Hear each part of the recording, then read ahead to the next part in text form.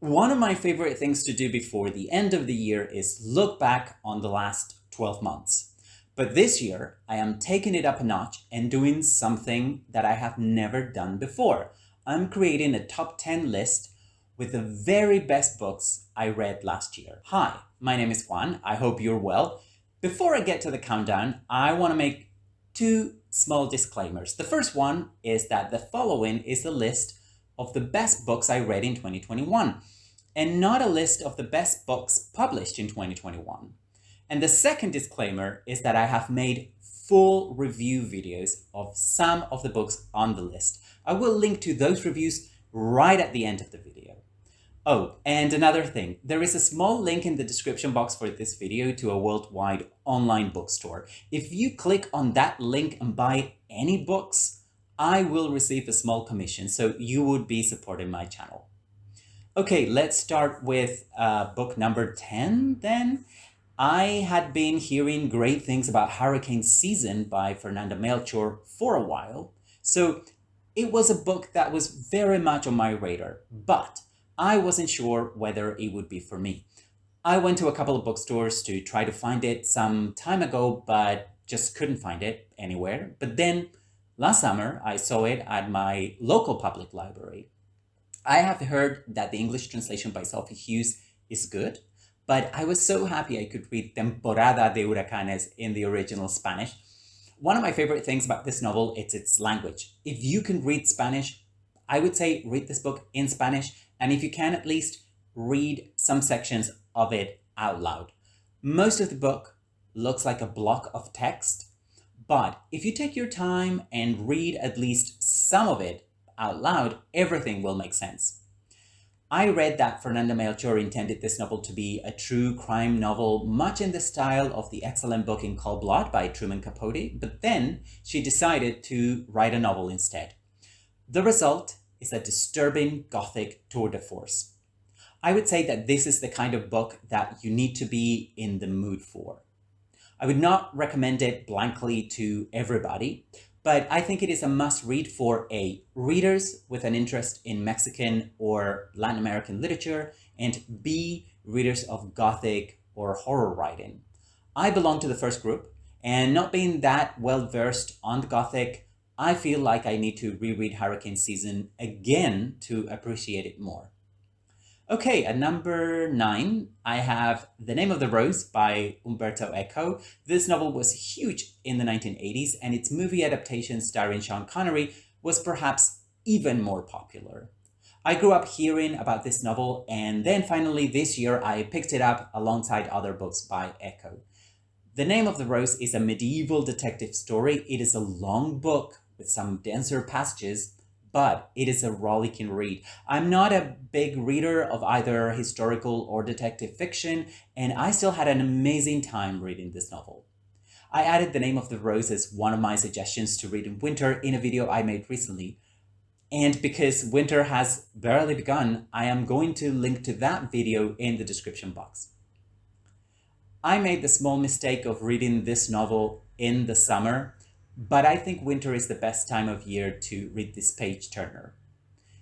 Then, at number 8, I have Crime and Punishment by Dostoevsky. I have it here. This is one of those novels I read because I was embarrassed that I hadn't read it before. Crime and Punishment is one of those classics that many readers find intimidating.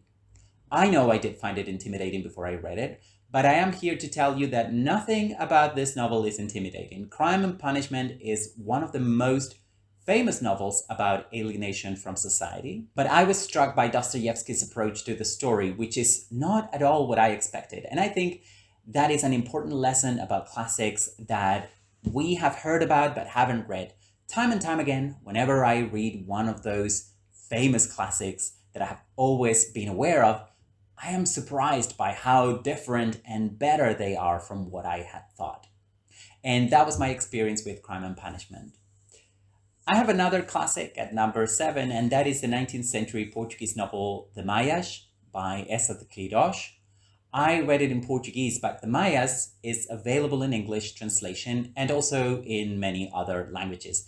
The Maias is a fictional Portuguese aristocratic family, but this novel focuses mostly on one of its members, Carlos Maia. I love Portugal and have a special interest in Portuguese literature, and this novel was simply a must read for me. It is one of the first Portuguese classics that anyone interested in Portuguese language literature should read. The Mayas is a long realist novel, much like many Victorian novels that some of you might be more familiar with. And if you are an avid reader of Victorian novels, I think you will have a good time reading this novel. And particularly if you have a very Anglo-centric view of the late 19th century, you will find this novel fascinating. It is about the decadence in the last decades of the Kingdom of Portugal before the country became a republic. Now, before I get to number 6, let me remind you to like this video and subscribe to my channel so you don't miss out on more of my book recommendations. And that would also make my day. Okay, at number 6, I have a beloved American novel, Grapes of Wrath by John Steinbeck. I had read some John Steinbeck many years ago, and I've also seen the great black and white movie adaptation of Grapes of Wrath, but I had never read the novel. I kept hearing great things about it though, so I read it as soon as I could fit it into my reading plans.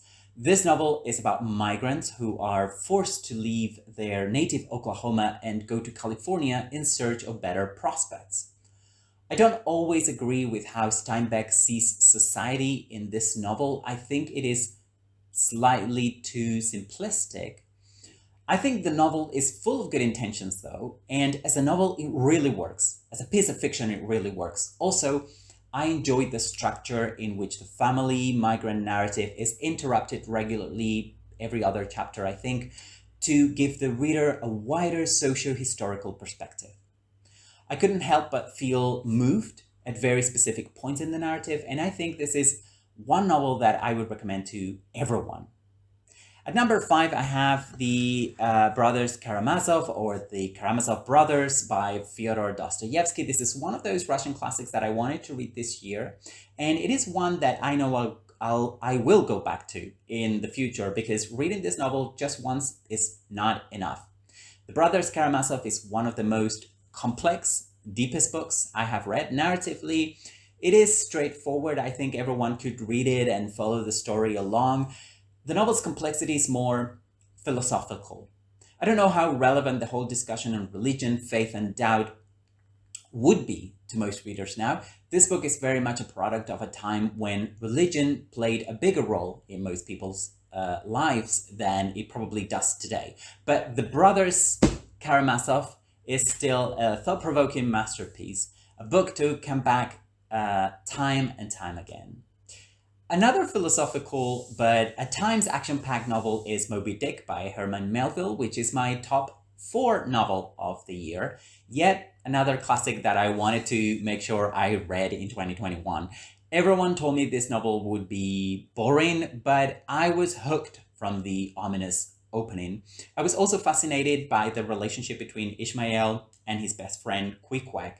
Did I find some of the endless passages on whaling a bit trying? Yes. But if you skim through those passages and give your full attention to the rest of the novel, Moby Dick is a great read. It is an adventure novel that raises some big questions. The main question is about the limits of what we can know. Is it possible for us to know everything about life and the natural world? Will we ever attain full knowledge? This is at least one of the best American novels I have ever read. There is no reason, I think, to feel intimidated by it. Like most classics, it has a lot to say to us now, and it has aged extremely well.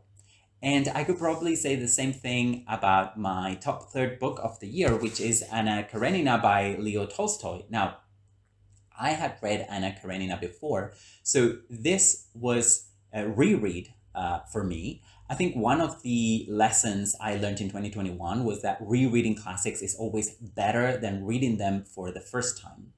I often read classics almost like I am checking out boxes. I read them because I feel I must. I don't think there's anything wrong with that.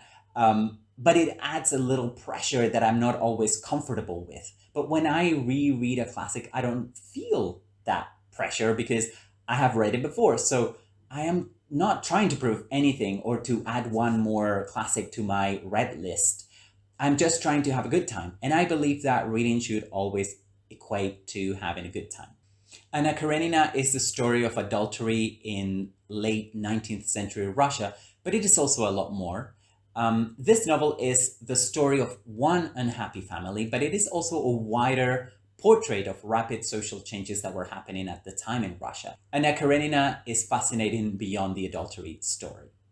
And at number 2, I have another fascinating novel, but for extremely different reasons. The Master and Margarita by Mikhail Bulgakov was one of the first books I ever reviewed here on this channel. I made that review as soon as I finished reading it the first time. So many people have watched that review I made that I felt I should read the novel again and perhaps make a new, better review. Now, I haven't made that second review and I don't know if I will, but I had so much fun rereading The Master and Margarita. When I first read it, I had heard so many good things about it that I was afraid I had been influenced to like it. But reading it a second time, I only enjoyed it more. A lot more, actually. So much so that I thought this novel could become one that I could read every year from now on. I could perhaps read different translations of it or focus on different sections. I don't know. There is a novel within the novel. Sections of The Master and Margarita are set in contemporary Russia in the 1930s, and other sections are set in Jerusalem at the time of Pontius Pilate. I must say that I paid a lot more attention to the sections set in Russia on this second reading. So, perhaps next time I will focus more on the parts about the trial of Jesus. The Master and Margarita is so complex and so much fun to read. It is also a novel that could be hard to talk about, but that I could talk about for hours with people who have read it because it is open to so many interpretations. Okay, my number 1 book of 2021 is also a complex novel, although a lot more straightforward when it comes to interpretations, and that is Phenotypes by Paulo Scott. This is a Brazilian novel that will come out in English translation by Daniel Han in early 2022. I read it in the original Portuguese under the title Marrom e Amarelo. The protagonist of this novel is a light-skinned man from the south of Brazil, who is the son of a black man and a white woman. This novel deals with racial discrimination and bigotry, both personally and institutionally, okay? But what I like about this novel is how stylish and smart it is. It is not preachy at all. I found it to be a page turner, so I breezed through it and read it in just 2 days, I think. Out of all the novels I read in 2021, Phenotypes is the one I would recommend to everyone watching this video. I really cannot wait for more people to discover this novel in English translation, and I look forward to seeing other people with YouTube channels talking about it. I have reviewed many of these books, so I am linking to my book review playlist here. Bye!